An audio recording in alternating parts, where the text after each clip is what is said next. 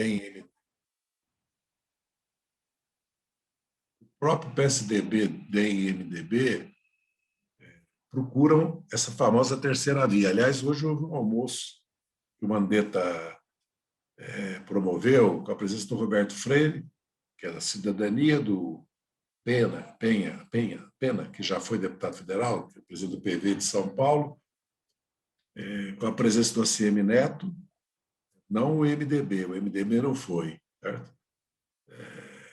Onde eles voltaram a insistir, né, na questão da terceira via, e com o presidente do PSDB também, o Bruno, que é de Pernambuco. Então, esse é um fato também. Fato também que o governo é muito isolado internacionalmente, né? E o governo tem uma oposição muito grande de setores da ciência, da intelectualidade, dos artistas. Isso é muito importante, né? Porque são grandes lideranças. Quando o Felipe Neto se opõe ao Bolsonaro, inclusive faz uma autocrítica de ter apoiado o golpe contra a Dilma, ele está falando com 30 milhões de jovens, né? Eu vejo pela minha filha, né? Tem 10 anos de idade, né? Ele está falando com 30 milhões de jovens. Como ele, tem dezenas se manifestando. Com isso eu quero dizer que, primeiro, que o Bolsonaro, se você vê essa... Vamos pegar XP, que é do sistema financeiro, não é o Datafolha, que é presencial. Porque nós temos pesquisa hoje por e-mail, por robô e por telefone, e presencial só tem a do Vox e da Datafolha. O Bolsonaro tem uma rejeição elevadíssima, no Sudeste, inclusive. O governo dele, a atuação dele na pandemia, e eleitoralmente, no retrato de hoje, ele pode ir ao segundo turno, empatado, o Lula com 3, 4 pontos, conforme a pesquisa acima dele, mas no segundo ele perde para todo mundo, menos para o Boulos. Quando não perde, empata. Com isso eu quero dizer que, na minha avaliação, o governo Bolsonaro já é um governo que tem a maioria do país contra ele. Essa maioria do país não é de esquerda, não é popular só. Outros setores também de classes médias se opõem ao bolsonarismo, mas não querem, evidente, não votarão em nós, a sua maioria. Por isso que eu digo que a terceira via pode não sair, porque o PSDB está em crise, é o Partido Paulista hoje, dividido, né? Essa disputa, o Dória querer ser o candidato, é a oposição da maioria, pelo menos em tese, hoje, a maioria do PSDB, que fica trabalhando com a candidatura ou do Tasso Gereissati ou do Eduardo Leite, que tem quase 60% de rejeição no Rio Grande do Sul, né? E o Tasso, tudo indica, não tem saúde, idade e saúde para isso. É mais a oposição ao Dória. E o DEM que está implodindo. E vamos lembrar que na eleição da mesa, o Arthur Lira implodiu o PSDB, o DMDB, só nós que votamos no final do candidato Baleia, né? O PCdoB, o PDT, o PSB, o PT, né? O PSOL, uma parte do PSOL, porque o PSOL acabou não votando. Só nós que votamos. Né? Esse é um pouco, vamos dizer assim, o cenário da fotografia do momento, que tem 2 elementos fundamentais que mudam completamente a conjuntura.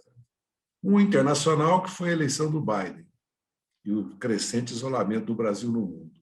Outro sul-americano, que é externo também, que a América do Sul está em pé de guerra, está em rebelião popular, Colômbia, Equador, Chile, Bolívia, Paraguai mesmo.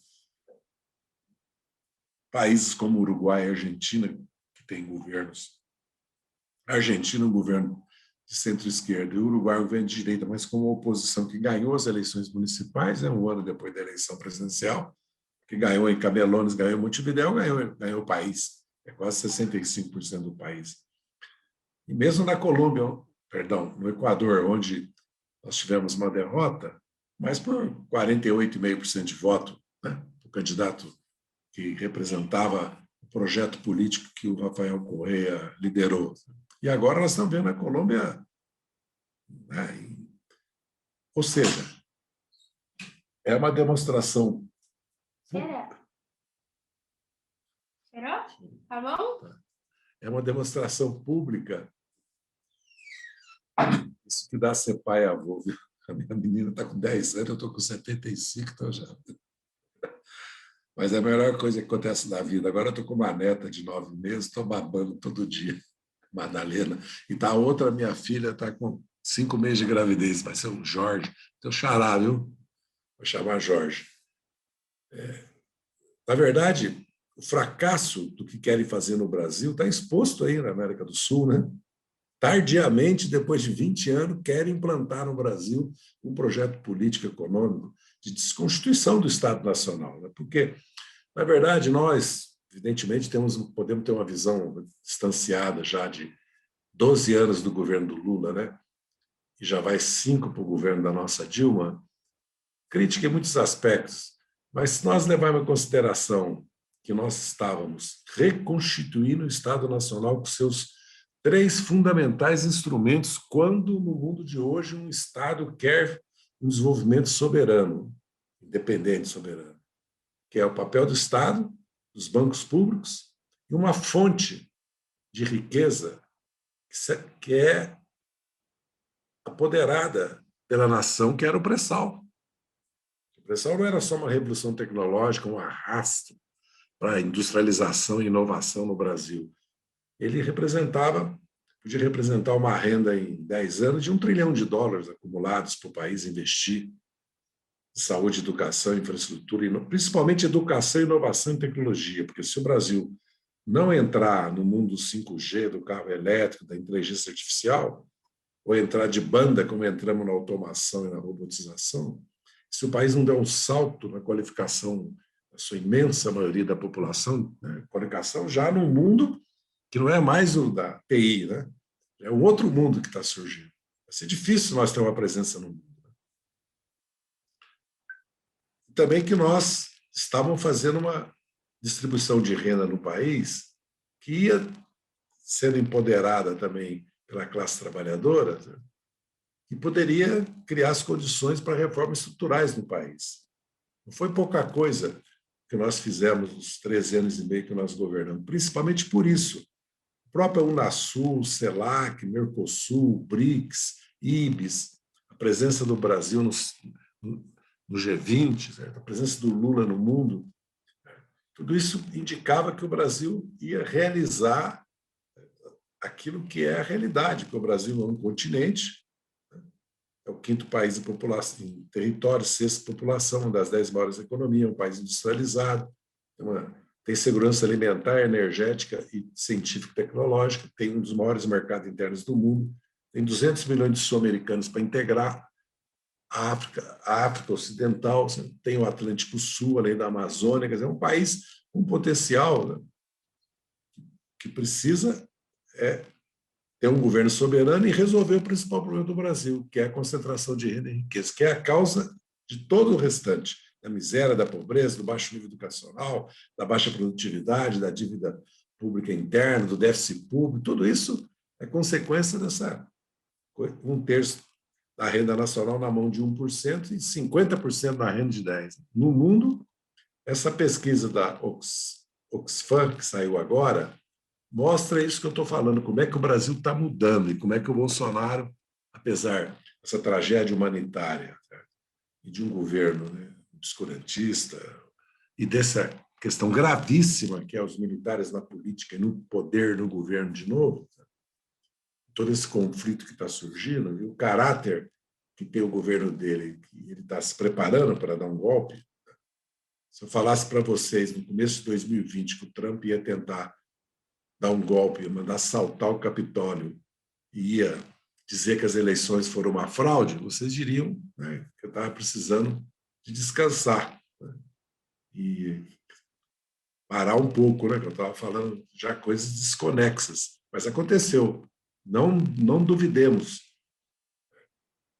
Vocês veem o que ele está fazendo nesse momento, porque às vezes como o Bolsonaro tem esse lado, mistura de Jânio Quadros com Collor, como eu falava quando ele foi eleito, né, nós podemos imaginar que ele não tem uma política, né? Primeiro, tudo indica que ele foi alimentado, assessorado, né, e foi apoiado pelo partido militar, só para simplificar, entendeu? Uma coalizão militar. Tanto é que dos 17 generais do alto comando, 15 fazem parte do governo dele. Não é pouca coisa, só isso. Não vou nem falar. de tudo que aconteceu com os militares nesses 2 anos e meio, viraram uma casta. Viraram uma casta. Os milhares de cargos que ocuparam, os 43% de aumento, 47%, 23% do Temer, ajuda de custo, verba de representação, gratificação de habilitação. Nós vamos ganhar para estudar, sendo que eles estudam 1/3 do tempo praticamente. A previdência que eles têm, né, que é integral, sem limite de idade, a metade aposenta com 50 anos, metade é filho e neto de militar. É uma situação um problema grave que nós estamos vivendo. E com esses conflitos que surgiram na destituição do Fernando Azevedo, com a renúncia dos 3 comandantes, e agora essa questão que, na melhor das hipóteses, o alto comando, para não se confrontar de novo com o Bolsonaro, não puniu. Na pior, os capitães e coronéis se impuseram ao alto comando. E na mediana, a maioria do alto comando fechou com o Bolsonaro. Então, qualquer hipótese não é boa, né, para nós. Ele vai... Como é que ele está lidando com a conjuntura? Como, além dessa questão internacional, tem a presença do Lula, né? Porque o Lula já havia um movimento muito sutil nas pesquisas, os setores populares começavam a comparar o governo do Bolsonaro com a era Lula. É muito simples pensar numa família reunida no final de semana, com 12 desempregados, 7 desempregados, e alguém falando, mas na época do Lula ninguém estava desempregado.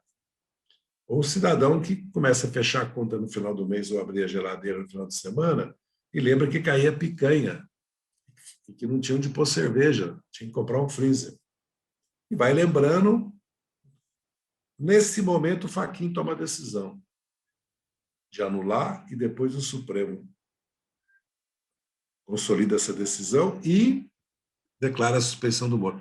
Houve uma catarse, né? E houve na verdade, mas de certa maneira, reconstituiu o seu eleitorado que votou no Haddad. Porque, veja bem, depois de tudo que aconteceu de 2013 a 2018, se fosse eu mesmo, em comunicação com amigos no exterior, amigos do PT, nossos amigos, muitos amigos meus de 30, 40, 50 anos de luta revolucionária, a avaliação que tinha é que nós íamos sofrer uma derrota eleitoral acachapante.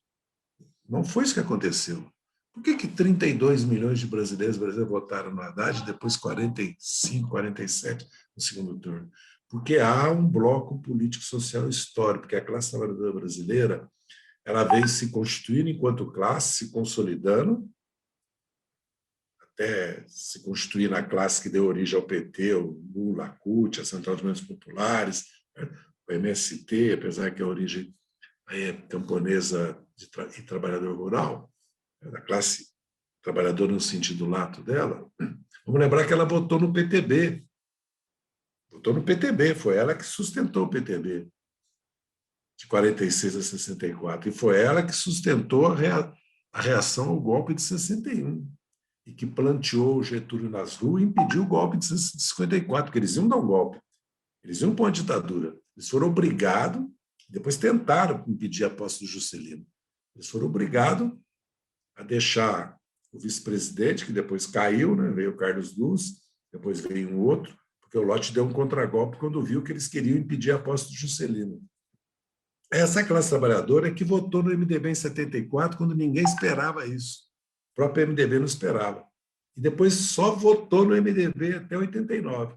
E começou a votar no PT em 89. E nos deu 4 vitórias. Então, nós não estamos falando de um povo, de uma classe trabalhadora despolitizada, sem consciência, porque às vezes nós confundimos a capacidade de luta, organização, que é uma tarefa nossa, aquilo que nós não fizemos, nós atribuímos a uma insuficiência do nível de consciência do povo brasileiro. Não transfiramos as nossas responsabilidades para o povo trabalhador, que passou... Porque o que a classe trabalhadora brasileira viveu nos últimos 5 anos? Reforma, só derrota. Queda da Dilma, processo sumário, política de exceção que levou o Lula à condenação e à prisão, reforma da Previdência, reforma trabalhista, terceira, precarização, metade da classe trabalhadora, da população economicamente ativa está na informalidade, no desemprego, metade no Brasil. E a volta da pobreza, da fome e da insegurança, ainda mais a pandemia. Então, nós somos a alternativa de governo, o Lula é essa alternativa. Por que o Lula é? Porque vamos pensar friamente, vamos supor que nós não somos do PT. Qual é o líder político no Brasil capaz de reconstruir, né? Porque o Bolsonaro, nós vamos ter que reconstruir o aparelho do Estado administrativo, as relações sociais, as relações internacionais, reconstituir as políticas públicas, reconstituir, reorganizar os instrumentos de política pública, porque sem os bancos públicos, sem as estatais, sem uma liberdade na política econômica e no orçamento, porque a independência do Banco Central significa que o Congresso e o presidente entregaram para o capital financeiro internacional, que nem é o nacional, a gestão da economia brasileira, porque o Banco Central hoje tem a política monetária e recebeu a política cambial, que antes era do Conselho Monetário Nacional. Portanto, vai fazer a política fiscal também de crédito. Então, aliás, eles já estão gorroteando os bancos públicos, esquartejando. E vocês sempre levem em consideração o seguinte: não se trata da direita brasileira, se trata dos Estados Unidos, da política externa norte-americana, do papel do Brasil na América do Sul e no mundo. Porque o Brasil não é um país que, ao se tornar uma potência, não tenha peso no mundo. Né? Porque pela dimensão do Brasil, pela capacidade tecnológica industrial, o Brasil vai ter poder militar também, no dia que se tornar uma potência econômica. É evidente que vai ter.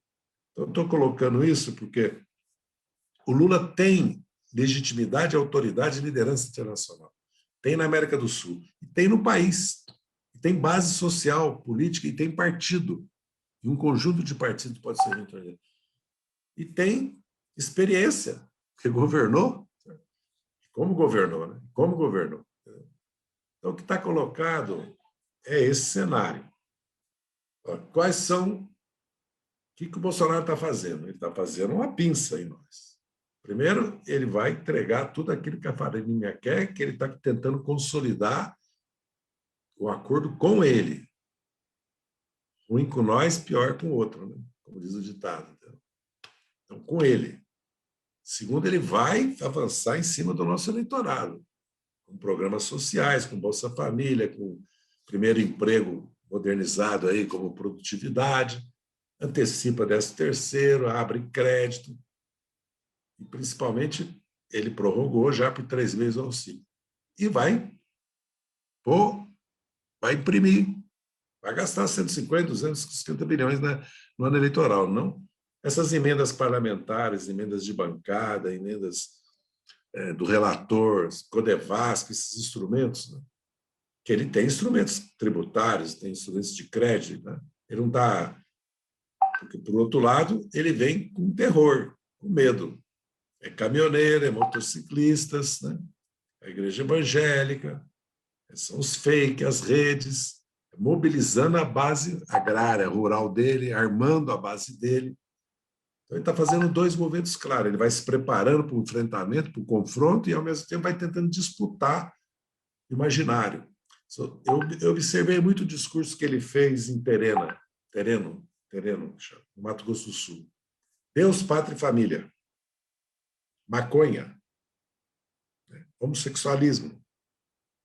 Propriedade. Então, ele vai tentar, eu acho que ele vai fracassar, reeditar um discurso que nós vimos agora no Peru, da Keiko Fujimori, que a embaixada americana apoiou firmemente, presta atenção, firmemente. E lá tem uma influência 100 vezes maior que aqui. Mais do que isso, que o Vargas Llosa apoiou. Nós já tivemos a experiência aqui do Fernando Henrique votar nulo e do Ciro ir para Paris, né? E as consequências estão aí, né? O que o Bolsonaro representou para o Brasil esses 2 anos e meio.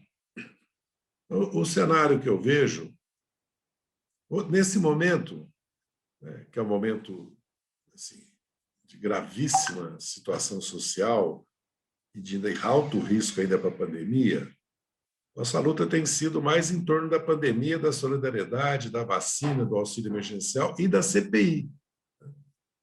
Um pouco, e tentar evitar, nós não temos força para isso, por exemplo, a privatização da Eletrobras. Aliás, o Luiz Nassif escreveu um artigo hoje e a assessoria do Senado publicou uma nota fantástica sobre a privatização da Eletrobras, né? E até os ex-ministros Huber e o Tomazini, que foi da EPP, os dois contribuíram, que mostra, certo? Primeira falácia, segundo, desmonte mesmo. É uma coisa gravíssima que eles estão fazendo. Em plena crise, né, hídrica, tudo indica numa gravíssima crise energética, eles vão privatizar uma empresa que nenhum país do mundo faz isso, nem a França, nem a Alemanha, nem os Estados Unidos, entendeu? Que dá lucro, né? Deu lucro, mas lucro, em 10 anos, deu dezenas de bilhões de lucro. Distribui 2, 3 bilhões por ano para os acionistas. Tem quase $500 bilhão de investimento em tecnologia, em inovação todos os anos. Então, uma coisa, por causa de problemas de corrupção, de caixa 2, se cria essa fantasia toda, como se criou em torno da Petrobras, e está se privatizando. É verdade.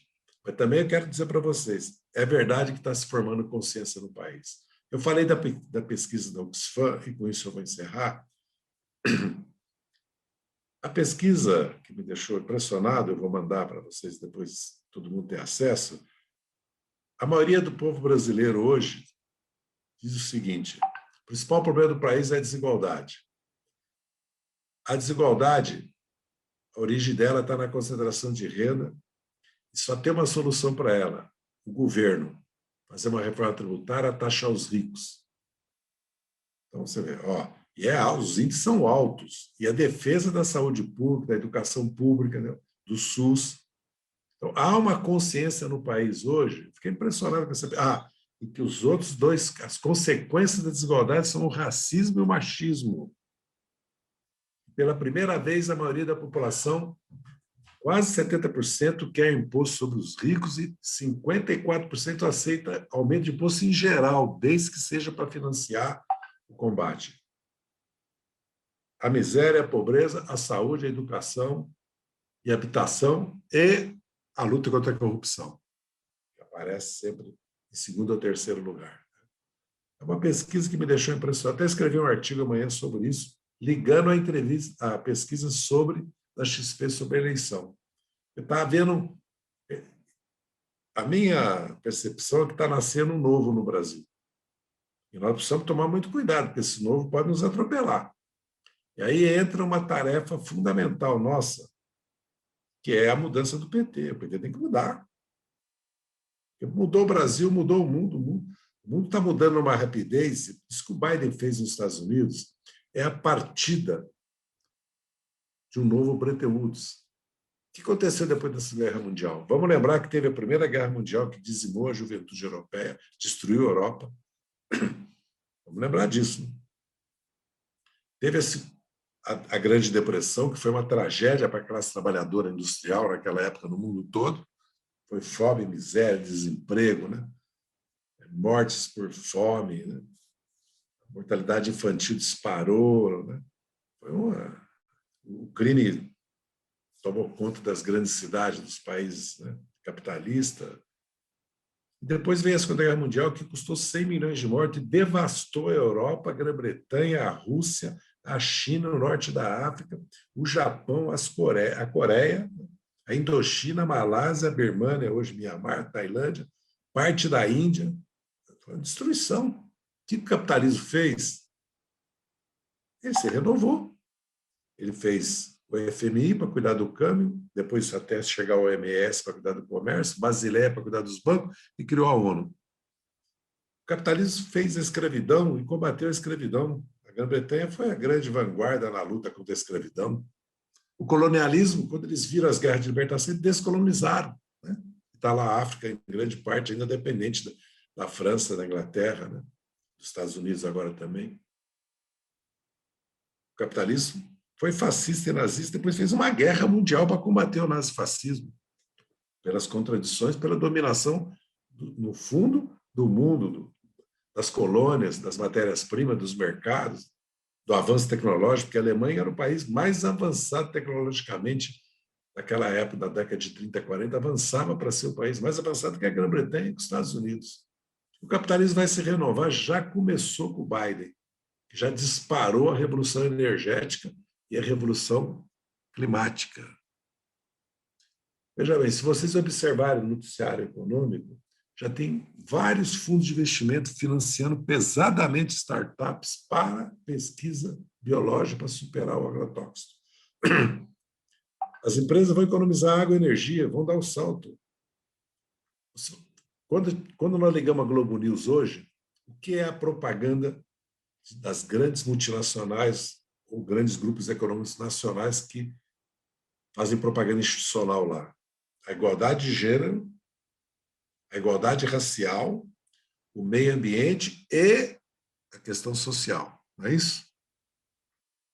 Então, não vamos pensar que o capitalismo...